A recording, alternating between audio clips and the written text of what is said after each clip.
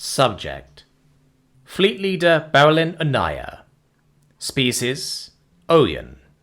Description: Avian humanoid, feathered tail, 6'1", 1.8 meter average height, 96 pounds, 43 kilogram average weight, 161-year life expectancy.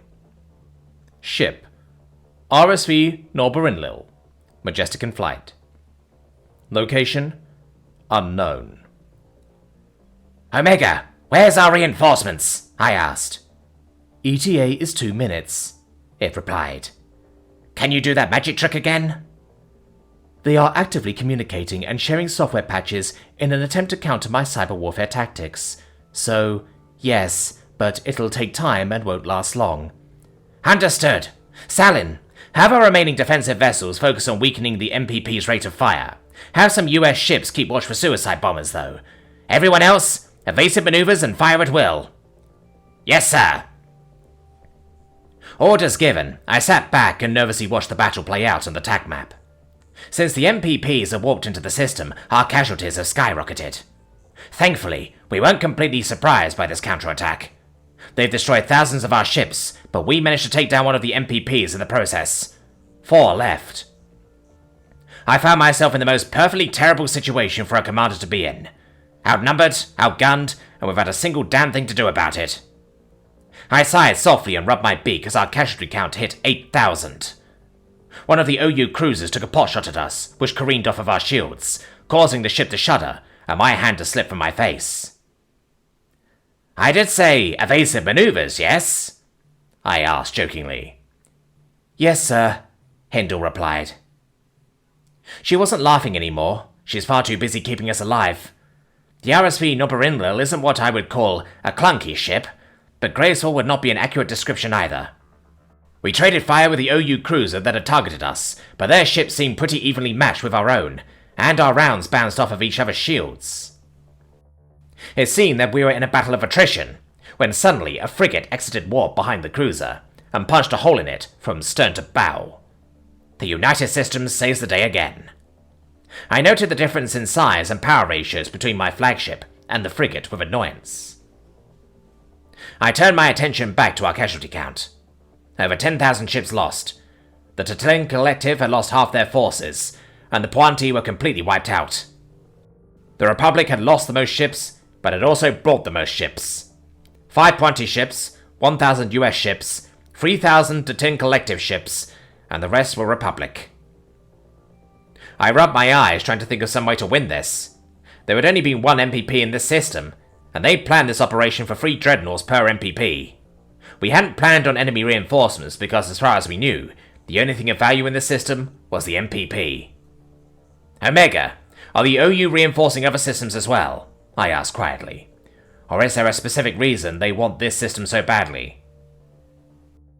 They are reinforcing other systems, but their communications indicate that their deployment patterns are proximity-based, the AI answered. They came to defend this system because they were closest to it? Correct. I grumbled softly about our bad luck. Still, I had heard that the United Systems had managed to fight off mobile prime platforms while they were outnumbered before. I desperately hope they're able to do it again, though they did that with full shields and preparation time.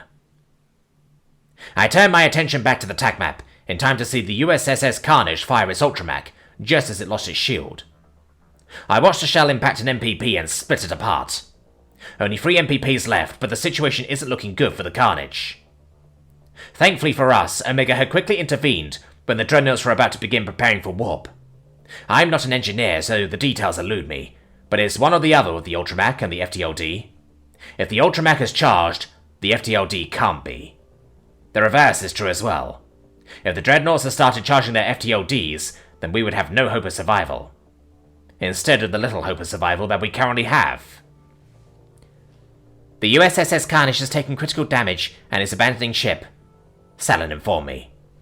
Have some frigates start grabbing their escape craft, I ordered. We can't leave them sitting out there with all this going on. Yes, sir. Moments later, the marker for the Carnage disappeared, and its name was added to the casualty list. 3 mobile prime platforms against 2 United Systems Dreadnoughts. The USSS Tip of the Tip and the USS's Gaping Maw began moving to take cover behind the wreck of the Carnage.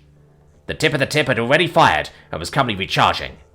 The Gaping Maw had fired the shot that destroyed the MPP we came here for, and they're currently halfway through recharging. Unfortunately, both of the Dreadnought shields had taken a lot of damage. The Carnage and the Gaping Maw hadn't fully recovered their shields since the last battle. The tip of the tip hadn't taken a lot of fire in round 1, but was currently being battered. The Gaping Maw had shielded the Carnage earlier, but the enemy reinforcements had warped in from the opposite direction, which had put the Carnage directly in their sights. It was pure luck that they were able to get a shot off when they did. "Reinforcements inbound," Omega said calmly. 20 seconds. The AI's calmness did not provide any reassurance. If anything, it pissed me off. Of course it can be calm. It's not as if it's going to die here. This copy of it will, but it has dozens more. Maybe even hundreds. But we only get one body. One life. And so many of these lives were currently being lost, and so many more will be lost in the next 20 seconds. I recognized my visceral rage as being stress-induced, and pinched the tip of my beak to keep from cursing. The AI is only doing what it was trained to do in stressful situations with organics. It is important to stay calm and keep a level beak in times of duress. "The USS's tip of the tip has taken critical damage," Salin said quietly. "They're also abandoning ship." Walyunvar! A curse invoking a patron deity of inbred children made by siblings, I swore softly. Make sure they're picked up too, as soon as possible. On it, sir. The USS's Gaping Maw managed to secure a position behind the wreck of the Carnage, but this had caused the MPPs to focus their fire on the tip of the tip. 3 MPPs against 1 Dreadnought. The exact opposite of how this was supposed to go. I swallowed heavily, as the indicator for the USS's tip of the tip disappeared from the attack map and joined the casualty list, knowing exactly what will happen next.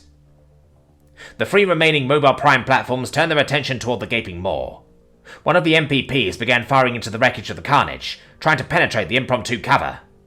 The other 2 began to move around the cover, seeking a clear shot at our only remaining Dreadnought. "Got him," Omega said, as the 2 MPPs cleared the wreckage. "Weapons disabled." How long? I asked, leaning forward in my seat. "Not long. Rough estimate would be 15 seconds. Doing what I can to extend that." Good work, Omega. We might not lose all 3 of our Dreadnoughts, but the fight is far from over. Whoever comes to our aid will have to charge their max, and anything can happen during that time. While I have mixed feelings about the United Systems' possession of such a destructive weapon, I can't help but wish it had a faster rate of fire. Reinforcements inbound! Salin shouted excitedly. A massive fleet of ships suddenly appeared on my attack map.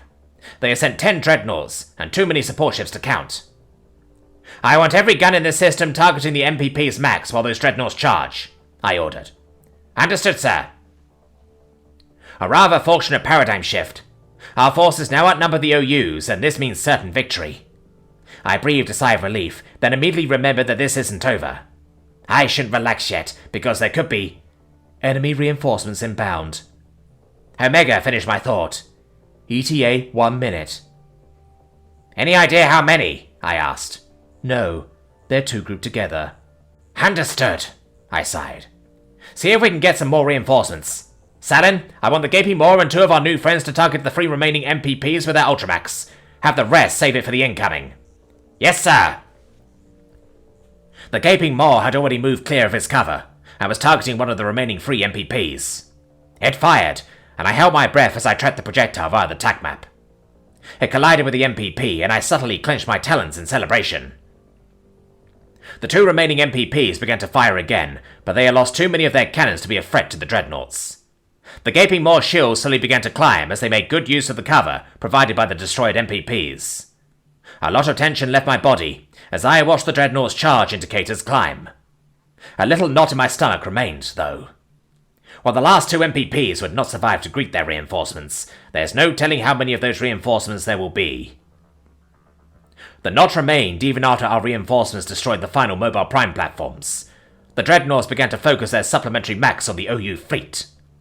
Supplementary max seems like such an odd phrase for cannons that are larger than any of the max on this ship. Enemies have exited warp, Salin shouted. My eyes stayed glued to the attack map, as the enemy indicators appeared. I sat stunned for a moment, then clacked my beak excitedly. The Dreadnoughts had finished charging just as 8 MPPs exited warp. Absolute perfection. The large fleet of OU ships were almost an afterthought. 1 Dreadnought per MPP, please, I ordered with a laugh. Kill them!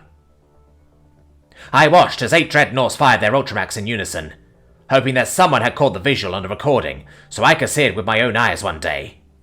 The shells sped toward their targets, and a cheer erupted on the bridge as all 8 shots connected. The enemy reinforcements had been wiped out almost instantly. The knot in my stomach faded as I leaned back in my chair and sighed. I felt as if several years had been taken from my lifespan. The cheering on the bridge stopped abruptly as the ship shuddered, reminding us all that we were still in a fight.